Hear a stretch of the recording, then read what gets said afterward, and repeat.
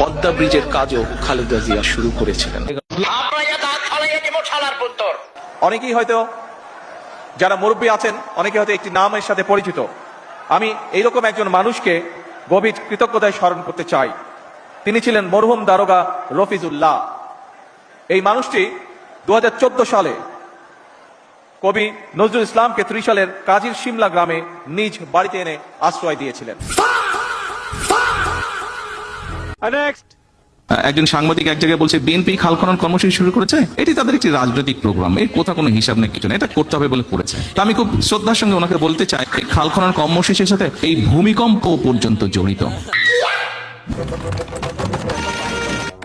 এই যে ভূমিকম্প হচ্ছে, এটির একটি অন্যতম কারণ হচ্ছে 20 কোটি লোকের ফসল উৎপাদনের জন্য আমাদের কৃষকরা সারা বাংলাদেশে তারা এই যে গভীর নলকূপের মাধ্যমে পানি তুলছে, তার ফলে যেটি হচ্ছে নিচে থেকে আস্তে আস্তে শূন্য হয়ে যাচ্ছে। খুব স্বাভাবিক, নিচটা যখন শূন্য হবে উপর থেকে সেটি ধসে পড়বে,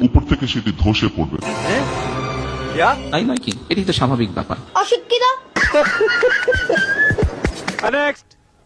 যখন 1979 সালে নির্বাচনের সময় আসলো, সেই সময় মৌলানা ভাসানী শহীদ রাষ্ট্রপতি জিয়াউর রহমানকে বললেন, তোমার হাতে আমি ধানের শীষ তুলে দিলাম। रुको जरा सबर करो।